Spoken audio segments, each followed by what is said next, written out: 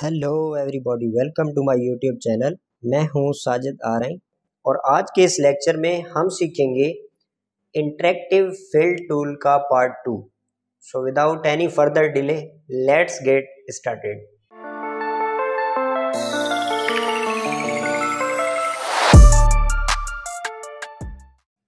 Alright, welcome back. तो यहाँ अगर आप देखें तो मेरे पास कुछ टेक्स्ट लिखी हुई है और इसमें टेक्स्ट में ग्रेडियंट कलर किस तरह से फिल कर सकते हैं ये हम देख लेते हैं। तो अब इस टेक्स्ट को मैं सिलेक्ट कर रहा हूँ और यहाँ से आप पिक कर लेंगे इंटरेक्टिव फिल टूल और यहाँ से मैं ड्रैग करूँगा इसमें और यहाँ से कलर पिक करेंगे। मैं ब्लू कलर यहाँ पे फिल कर देता हूँ, यहाँ पे लाइट ब्लू और इस जगह पे येलो कर देते हैं और यहाँ दोबारा से ब्लू कर देते हैं। तो इस तरह से आप टेक्स्ट में भी अपने ग्रेडियंट कलर्स फिल कर सकते हैं। अब नेक्स्ट इसमें कुछ ऑप्शंस थे प्रॉपर्टी बार में जो कि हमने डिस्कस नहीं किए थे पिछले लेक्चर में। तो नेक्स्ट था हमारा वेक्टर पैटर्न फिल। अब इनकी मदद से हम क्या कर सकते हैं, हम डिफरेंट बैकग्राउंड्स भी बना सकते हैं और किसी टेक्स्ट में भी इन पैटर्न्स को फिल कर सकते हैं। जैसा कि आप यहाँ देख रहे हैं कि ये एक पैटर्न फिल हुआ है।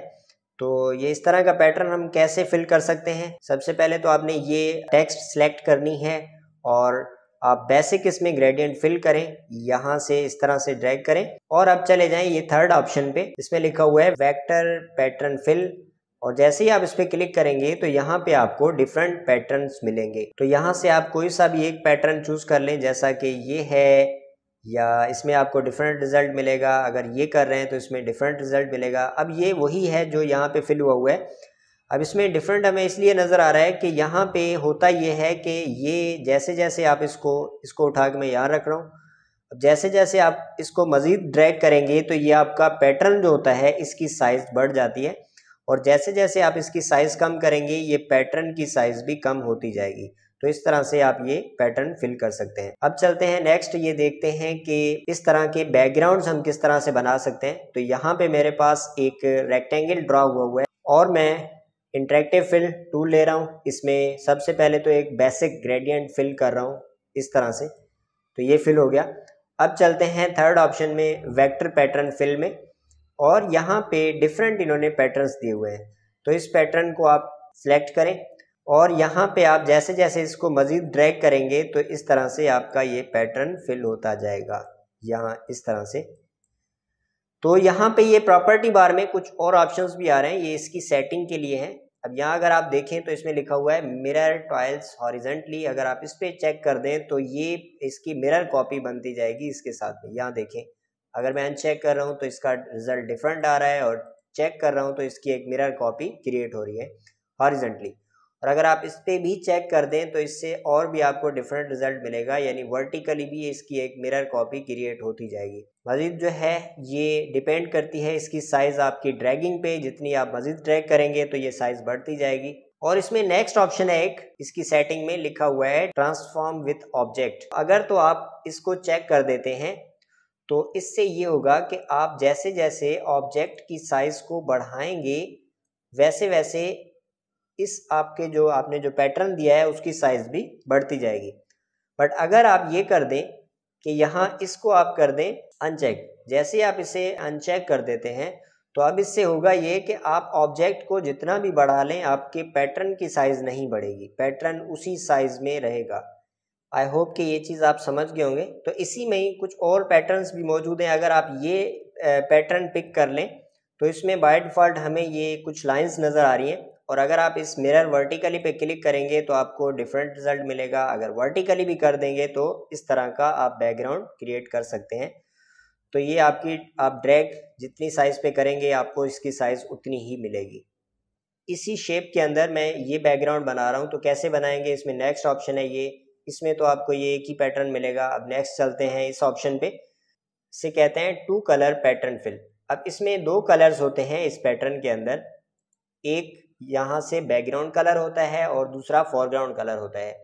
तो यहाँ से बैक कलर अगर आप लेट से मैं सेलेक्ट कर रहा हूँ येलो और ये बैकग्राउंड कलर येलो हो चुका है, और अगर इन शेप्स का जो कि सर्कल्स हमें नज़र आ रहे हैं उनका कलर रेड रखना है या कोई और, तो वो यहाँ से आप सिलेक्ट कर सकते हैं।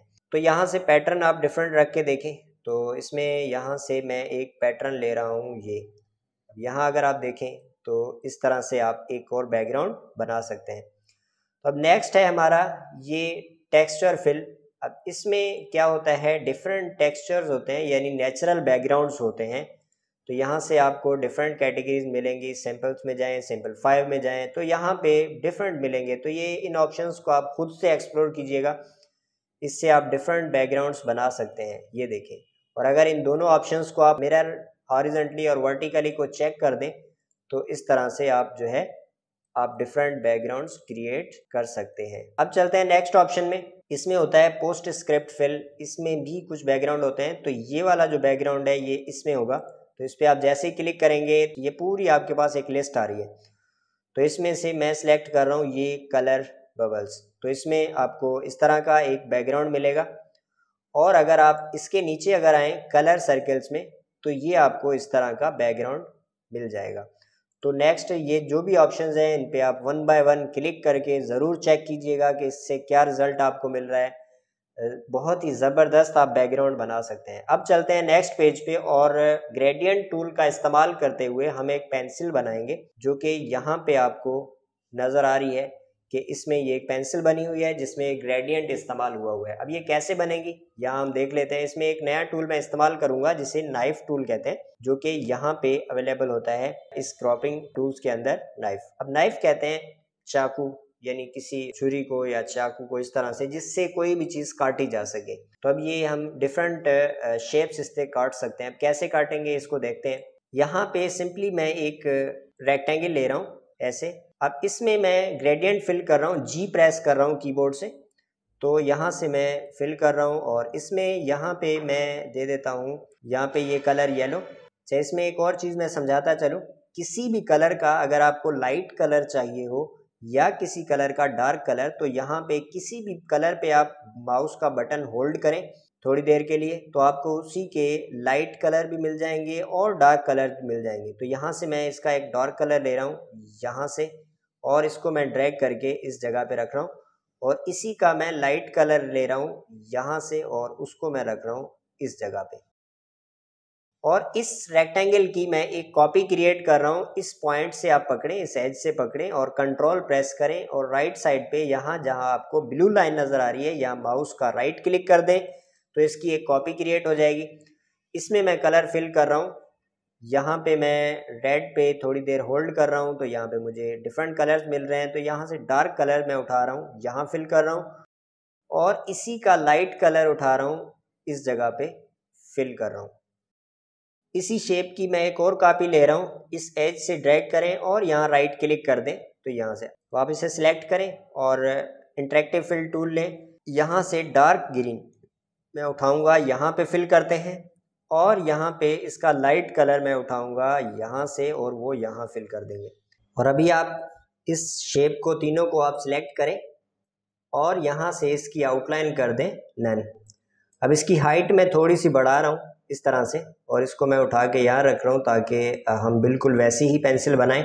अब यहाँ पे मैं एक रेक्टेंगल ड्रॉ करूँगा इस जगह पे, यहाँ पे बिल्कुल इसी साइज़ का, और अब इसमें ग्रेडियंट फिल करेंगे। जी प्रेस कर रहा हूँ मैं, और यहाँ पे आप ड्रैग करेंगे।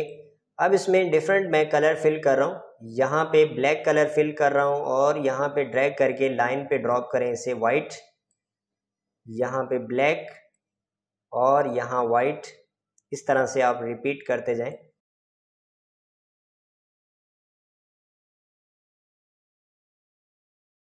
ठीक है, और अभी इसकी भी आउटलाइन मैं यहाँ से नन कर रहा हूँ, और इसी की एक कॉपी ले रहा हूँ। यहाँ से आप ड्रैग करें इसको कंट्रोल बटन के साथ, और यहाँ माउस का राइट क्लिक कर दें, इसकी एक कॉपी क्रिएट हो जाएगी।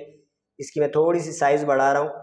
अब आप इसमें रेड कलर लें और यहाँ पे शेप टूल लें। ये टॉप साइड के दोनों पॉइंट्स को आप सिलेक्ट करें इससे, और शिफ्ट प्रेस करके इसको, और इसे आप कर दें राउंड, फुली राउंड कर दें इस तरह से। और अभी हम यहाँ पे एक रेक्टेंगल लेंगे इस जगह पे। तो यहाँ से मैं एक रेक्टेंगल ले रहा हूँ बिल्कुल उसी साइज़ का, और इसकी हाइट को मैं थोड़ा सा बढ़ा रहा हूँ। और अब शेप टूल लें, इस शेप को कर्व में कन्वर्ट करें कंट्रोल प्लस क्यू के साथ, और इसके सेंटर में आप एक लगा दें इस जगह पे। यहाँ पे एक गाइडलाइन ले लेते हैं, इस रूलर बार से आप ड्रैग करें, एक लाइन निकलेगी, उसको आप ले आएँ इसके सेंटर पे, ताकि हमें पता चले कि इसका सेंटर कहाँ पे है। और यहाँ पे अब शेप टूल के साथ डबल क्लिक करें या यहाँ पे क्लिक करके यहाँ पे ऐड पे क्लिक कर दें, तभी नोड ऐड करना है यहाँ पे एक, और वो हो गया। अब आप ऐसा करें, यहाँ भी अब इस पॉइंट को आप सिलेक्ट करें और यहाँ से कर दें माइनस, और अब इस पॉइंट को सिलेक्ट करें, यहाँ से माइनस कर दें, तो इस तरह से ये पॉइंट भी माइनस हो गए। अब इस पॉइंट को आप सिलेक्ट करके थोड़ा सा नीचे की तरफ आप ड्रैग कर लें, तो ये नीचे आ गया। अब इसमें हम कलर फिल कर देते हैं, यहाँ से कोई लाइट कलर, और यहाँ इसकी आउटलाइन को मैं कर रहा हूँ नन। अब यहाँ पे मुझे नाइफ टूल घुमाना है, यानी कि मुझे यहाँ पे थोड़ा सा शेप मुझे क्रॉप करना है, तो आप इसे सिलेक्ट करें, इस क्रॉप टूल पे माउस का बटन होल्ड करें, तो यहाँ पे आपको एक नाइफ टूल मिलेगा, इससे आप सिलेक्ट करें। अब इसे इस्तेमाल कैसे करना है, ये एज टू एज काम करता है, यानी इस साइड पे आप क्लिक करके और ड्रैग करेंगे इसको यहाँ तक इस तरह से, और ये क्या कर दिया इसने, इस पॉइंट को काट दिया है उस शेप से। अब इसका कलर हम रख रहे हैं ब्लैक, तो इसमें ये कलर भी मैंने फिल कर दिया। अब इस गाइडलाइन को मैं सिलेक्ट करके कीबोर्ड से डिलीट बटन प्रेस कर रहा हूँ, ये डिलीट हो चुकी है। अब इस सारे को आप सिलेक्ट करें और कीबोर्ड से प्रेस कर दें Ctrl+G, इसे ग्रुप कर लें। अब ये ग्रुप हो चुका है। अब इसके अंदर मुझे टेक्स्ट लिखनी है, जैसे यहाँ पे एक लिखी हुई है, तो सिंपली आप टेक्स्ट टूल लें, यहाँ पे लिख दें क्या लिखा हुआ है, न्यू पेंसिल। अब इसकी साइज़ को मैं यहाँ से बढ़ा रहा हूँ, इस तरह से साइज़ बढ़ा लें, और शेप टूल लें, इसकी आप लेटर स्पेसिंग बढ़ा दें, यहाँ से लेटर स्पेसिंग इसकी थोड़ी बढ़ा दें। अब इसे यहाँ प्रॉपर्टी बार से 90 डिग्री पे रोटेट कर दें और एंटर करें, ये रोटेट हो चुकी है। अब इसको उठा के आपने रखना है इस जगह पे। अगर ये साइज़ कुछ बड़ी है तो थोड़ी सी साइज़ आप कम कर लें। अब इस टेक्स्ट को सिलेक्ट करें, इस रेड शेप को सिलेक्ट करें, कीबोर्ड से C और E प्रेस कर दें ताकि ये सेंटर पे रहे। इसका कलर यहाँ से कर दें वाइट, तो ये हमारी पेंसिल बन चुकी है। अब इससे मैं सारे को सिलेक्ट कर रहा हूँ और Ctrl+G कर रहे हैं, दोबारा से ग्रुप हो गया। अब मैं इसको इस तरह से थोड़ा सा रोटेट करना चाह रहा हूँ, तो ये कैसे होगी, इस पर आप दोबारा क्लिक करें, इसका ये जो सेंटर में रोटेशन पॉइंट है इसको आप ड्रैग करके ले आएँ इस जगह पे। अब इसको आप जैसे ही रोटेट करेंगे तो ये उस पॉइंट पे रोटेट होगी, तो ये इतना मैं इसे रोटेट कर रहा हूँ 45 डिग्री पे। और यहाँ पे मैं टेक्स्ट लेके आ रहा हूँ, यही इसकी यहाँ पे एक कॉपी ले रहा हूँ, तो इस तरह से आप टेक्स्ट लिखेंगे और यहाँ से इसका फ़ॉन्ट स्टाइल कोई सा भी ले लें और इसको उठा के आप रख दें इस जगह पे, तो ये हो गई आपकी पेंसिल। तो इस तरह आप ग्रेडियंट का इस्तेमाल करते हुए बआसानी एक पेंसिल वगैरह या कुछ भी डिज़ाइन कर सकते हैं। तो आई होप कि आज का लेक्चर आपको समझ में आया होगा और ये वीडियो अच्छी लगी होगी। अगर अच्छी लगी है तो प्लीज़ इसे लाइक, शेयर और कमेंट ज़रूर कीजिएगा। और अगर आपने मेरी पिछली वीडियोस नहीं देखी तो जाए मेरे चैनल पे और यहाँ प्लेलिस्ट पे आप क्लिक करें। जैसे ही प्लेलिस्ट पे क्लिक करेंगे तो यहाँ आपको एक प्लेलिस्ट मिलेगी कोरल ड्रा 2021 कंप्लीट कोर्स के नाम से। तो जैसे ही आप इस प्लेलिस्ट पे क्लिक करेंगे तो मेरी तमाम वीडियोस आपको एक सीक्वेंस में मिलेंगी। मैं आपसे यही कहूँगा कि जाएं इन तमाम वीडियोस को शुरू से देखें ताकि आपको एक एक चीज़ समझ में आ जाए। अभी के लिए इस वीडियो में इतना ही guys. Thank you so much guys for watching this video and I will see you next time.